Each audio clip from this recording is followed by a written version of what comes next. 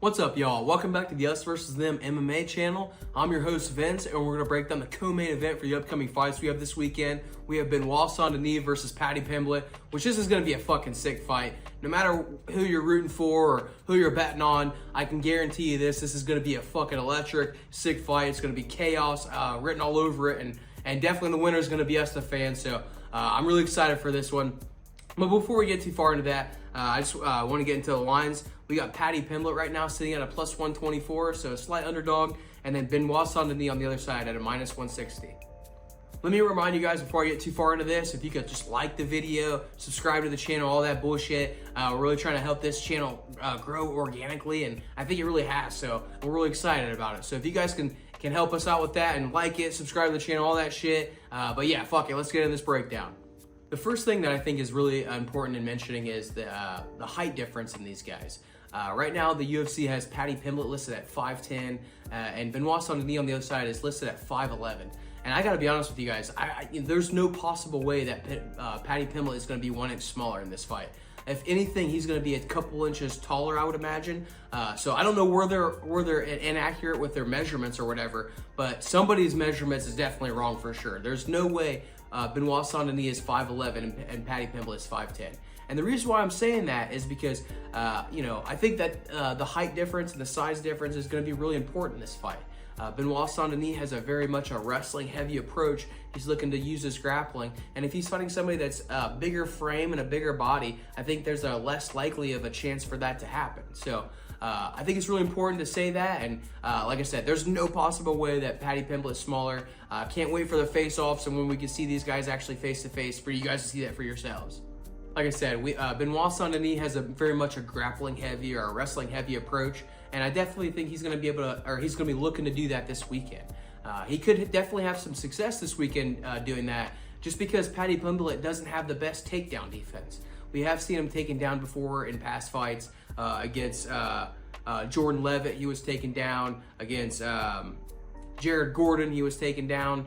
We also see him taken down, I guess, against Bobby Green, if you count that, even though Bobby Green got submitted pretty much right away. But he was taken down there too. It was a well-timed double leg from Bobby Green. So we have seen Paddy Pimblett be taken down before. So going against somebody like Benoit Saint-Denis, who's going to be looking to land those double legs, I think there's a possibility where we can see Paddy Pimblett on his back this weekend. But even though Paddy Pimblett's takedown defense is kind of a hole in his game, I think that the takedown entries from Benoit Saint-Denis are a little bit overrated. Like I said, he's known for his wrestling pace and utilizing his double legs to get the fight to the ground and then, obviously, working from there. But like I said, I don't really think that he has the best entries on his double legs. I think sometimes he gets a little bit stuck and a little bit clunky with his level changes. And compared to somebody like Mario Bautista, who's on this card, I think Mario Bautista does a much better job of being really smooth with those level changes and blending in the striking with the grappling really well. And that's something, like I said, I think Benoit Saint-Denis doesn't do the best of. I think Benoit Saint-Denis also telegraphs his double legs too. So even though Paddy Pimblett doesn't have the best takedown defense, I think that he's going to be able to, even if he does get taken down early in the fight, it's not going to be throughout the whole fight where we're going to see Benoit Saint-Denis on top the whole time. I really don't think that's going to happen. I think when it comes to their striking, we've seen in the past where both these guys have a hole in their game a little bit in the striking, especially when it comes to their striking defense.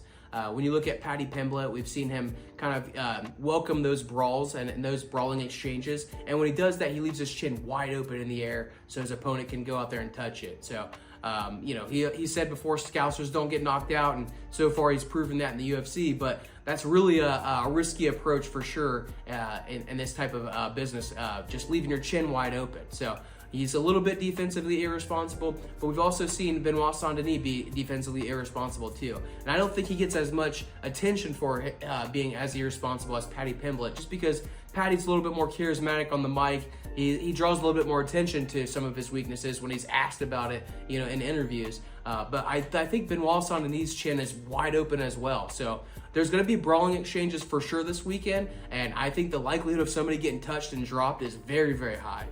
The one thing Benoit Saint-Denis is known for is his aggressiveness.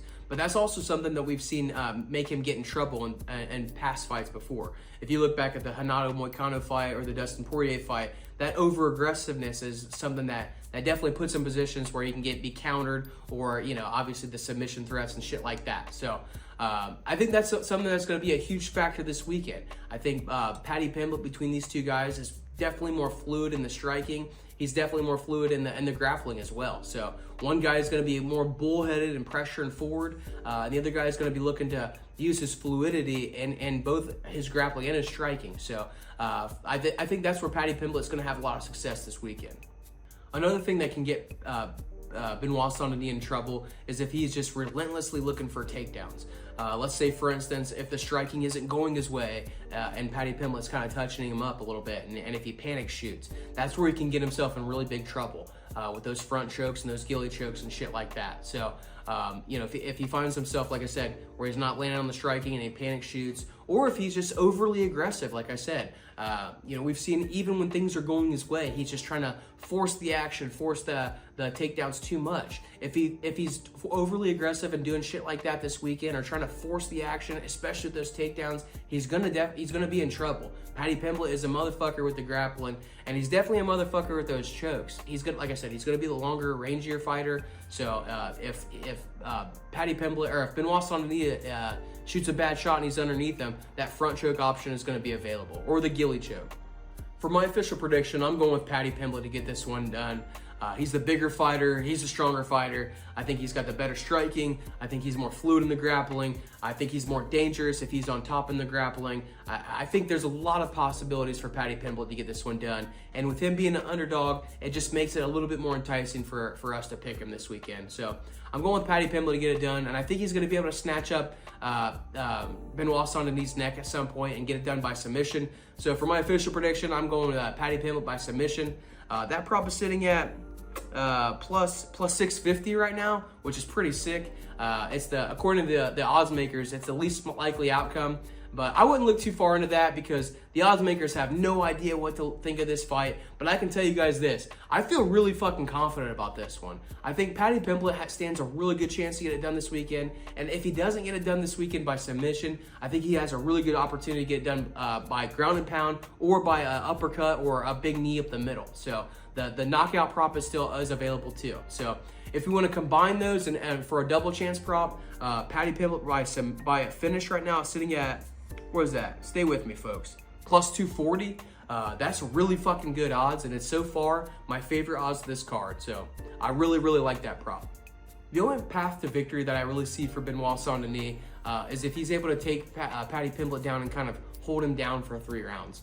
And that's just not really the nature of Benoit Saint-Denis. He's just way too aggressive, way too action focused, and just wants to, you know, to get the job done no matter what. So if he is able to go in there and manage his emotions and just score double legs at a you know, a tactful pace, and just hold Paddy Pimblett down, you know, maybe he can just win a decision. But that's just not Benoit Saint-Denis' nature. So I really don't see a lot of paths to victory outside of that. So I think the durability advantage goes to Paddy Pimblett. So I don't think Paddy Pimblett's going to get knocked out, and I also don't think Paddy Pimblett's going to get submitted. So there's a lot less paths to victory for Benoit Saint-Denis. But if you are so inclined to pick Benoit Saint-Denis, I would definitely pick him by points. That prop is sitting at plus 420, and that's decent value. But like I said, I just don't see a lot of opportunities for Benoit to get it done. So I would fade Benoit entirely if I was you. This is going to be a really fun fight, guys, and I think there's a lot of different ways it can go. But I also think that it's also one that's pretty easy to predict. So definitely stay tuned for our parlay videos, because this is going to get included into at least one parlay. So stay tuned for that and see how we do that. And also watch our next video. We're breaking down the feature fight. We got Corey Sandhagen versus Mario Bautista. Not nearly as exciting as this one, but I think there's a great path for us to make some money. So that's all I got for you guys, and I'm the fuck out of here.